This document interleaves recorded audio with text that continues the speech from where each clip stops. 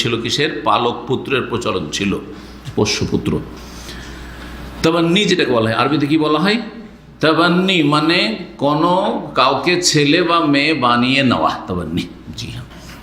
আচ্ছা, এটা এমন হইতো যে যাকে ছেলে বা মেয়ে বানিয়ে নিল সে যে বানিয়েছে তার ওয়ারিস হবে, আর না হলে তার সে ওয়ারিস হবে। এইরকম এক কথায় নিজের ছেলের মতো হয়ে যেত, নিজের মেয়ের মতো হয়ে যেত। যেটাকে ইসলাম কি করেছে? কি করেছে ইসলাম? রেখেছে না বাতিল ঘোষণা করেছে? বাতিল ঘোষণা করেছে। দলিল সূরা আহজাবের আয়াত নম্বর 4 এবং 5, আয়াত নম্বর 4 এবং 5 সূরা আহজাব। এখানে এই বিধানটি আল্লাহ রাব্বুল আলামিন উল্লেখ করেছেন।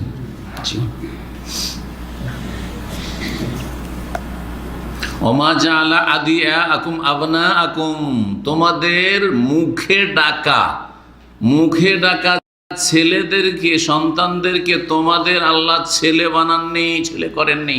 সেটা তোমার ছেলে সন্তান নয়, কোন সন্তান নয়। এই ছেলে ছেলে ছেলে করছেন, এটা আমার মেয়ে মেয়ে করছেন, এতে তোমার ছেলে আর মেয়ে হয়ে যায় না।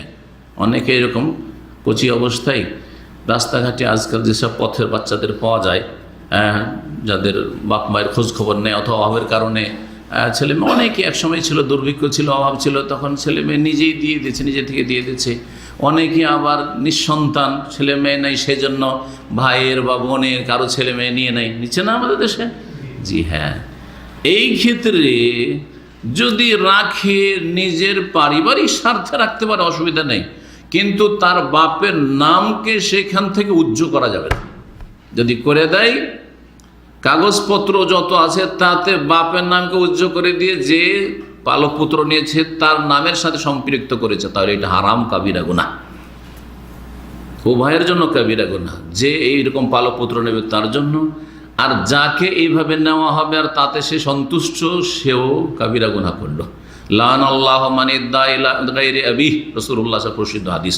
আল্লাহ লানত রয়েছে ওই ব্যক্তির ওপর যেই ব্যক্তি নিজের আপন বাপ ছাড়া অন্যের সাথে সম্পৃক্ত হবে, নিজেকে সম্পৃক্ত করলো। সম্পৃক্ত করা মানে সংসারের খাতিরে, ধন সম্পদের দেখাশোনার খাতিরে নেওয়া নয়। এর মানে হচ্ছে যে ওর সাথে এমনভাবে নামটা লাগিয়ে নেওয়া হয়েছে যে যায়েদ বিন হারেসা নয়, যায়েদ বিন মুহাম্মদ হয়ে গেছে। আজকাল কেউ একটা ছেলে নিল আর তারপরে তার বাপের নাম অন্য কিছু, আর সে তার বাপের নামকে উড়িয়ে দিয়ে কাগজপত্রে কি বানিয়ে এলো, যেটা আমার ছেলে, জানছেই না কেউ সমাজে, ওইভাবে কাগজপত্র বানিয়ে নিয়েছে। এটা হচ্ছে লানতের কাজ, কাবিরা গুনাহ, হারাম। লানতের কাজ মানে কাবিরা গুনাহ, জায়েজ নয়। আর একটা যেটা বাতিল করা হয়েছে ইসলামে, সেটা হচ্ছে যে আপনি যেই ছেলে বা মেয়েকে নিলেন পালক পুত্র হিসাবে, সেটা নেওয়া মানে এই নয় যে আপনার ধন সম্পদের সে ভাগ পাবে, ওয়ারিস হবে, অথবা তার ধন সম্পদের আপনি ওয়ারিস হবেন, কোনোটাই হবে না, বা আপনার ছেলেরা পাবে, এইটা হবে না। ওয়ারাসাত বাতিল। ওয়ারিস কি হবে? যারা সত্যিকার ওয়ারিস, উত্তরাধিকারী, তারা হবে। বুঝছেন না?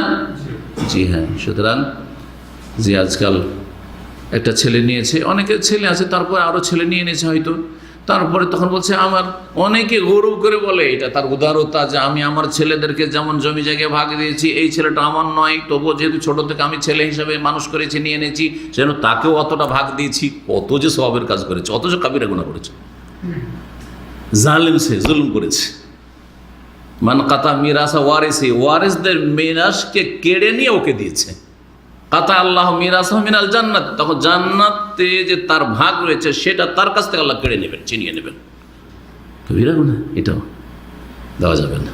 তাহলে ভাগ জমি জায়গায় দেওয়া যাবে না, কিছুই দেওয়া যাবে না, এটা একটা প্রশ্ন বাকি থাকছে, জেনে নেওয়া জরুরি।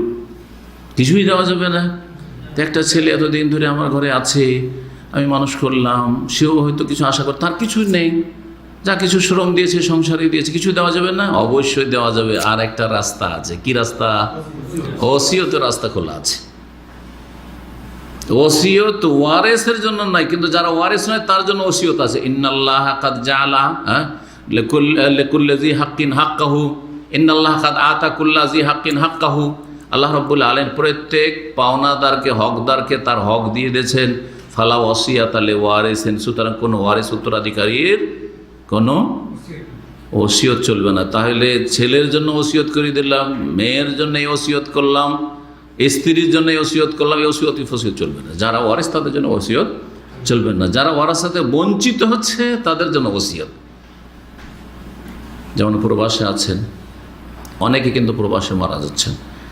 আর বাংলাদেশ বা ভারতের যে পারিবারিক গায়র ইসলামী তরিকা সেটা তো হচ্ছে কি, আপনার ইনকাম করা সব টাকা পয়সা কোথায় পাঠিয়ে দিয়েছেন? বাপের কাছে পাঠিয়ে দিয়েছেন, বাপের অ্যাকাউন্টে, মায়ের অ্যাকাউন্টে। জমি জায়গা কার নামে হয়েছে? বাপ মায়ের নামে। খুব খুশি আপনার বাপ মা, আমার ছেলে কত ভালো, যা করেছে সব আমার নামে, মনে করেছে কত সবের কাজ করলাম। অথচ জালেম বাপ মা, জালেম বাপ মা অন্যের হক কেড়ে নিয়ে অন্যকে দিয়ে দিল। এই সম্পদের হক ছিল আপনার স্ত্রী, ছেলে মেয়ের, আপনার ভাই বোনের না। আপনার স্ত্রী ছেলে মেয়ে বঞ্চিত হয়ে যাচ্ছে, হ্যাঁ, আর দিয়ে দিচ্ছে কাকে? আপনার ভাই বোনের ওর থেকে ভাগ পাচ্ছে, কারণ আপনার বাপ মায়ের নামে সব প্রপার্টি চলে গেছে। অথচ ইনকাম করার টাকা হচ্ছে আপনার। জি, হক মারল না, একজনের হক মেরে আরেকজনকে দেওয়া হইল, জান্নাত থেকে বঞ্চিত হইতে হবে। আর এইটাকে মনে করছেন যে আমরা খুব ভালো পরিবার? না না, জালেম পরিবার, জুলুম করছেন। তবে বাপ মাকে দেবেন, কতটা দেবেন? অভাব দূর করা সমান দেবেন, তাদের প্রয়োজন মেটানো সমান দেবেন। জি হ্যাঁ, ভাইয়েরা বোনেরা ছোট আছে, নাবালক আছে, এখনও কাজের যোগ্য হয়নি, তাদের সমান দেবেন, যতটা দিতে পারবেন দেবেন আপনি, এবং তাদের এই সমস্যাগুলি, আর্থিক সমস্যা দূর করবেন। কিন্তু তারা সচ্ছল খাওয়া দাওয়া করছে, চলাফেরা করছে, তাদের কোনো অভাব নেই, এরকম সাংসারিক, অথবা অল্প কিছু দিলেন, না না আপনার বাপ মা সন্তুষ্ট না, সব টাকা দিয়ে তুই, জালেম বাপ মা, জালেম বাপ মা। হঠাৎ করে, আসল কথা যেটা বলছে, হঠাৎ করে হইলো কি, আল্লাহ না করে এই ব্যক্তি প্রবাসে ছিল, সব টাকা পয়সা বাপ মাকে দিয়ে দিয়েছে, ওদের নামে জমি জায়গা হয়েছে, মারা গেল। আর ছেলে মেয়েরা আছে, কি পাবে ছেলেমেয়েরা? কারণ যার নামে হয়েছে, হ্যাঁ, এই যে মৃত, তার বাপ মায়ের নামে হয়েছে, আর বাপ মায়ের ছেলে মেয়েরা আছে।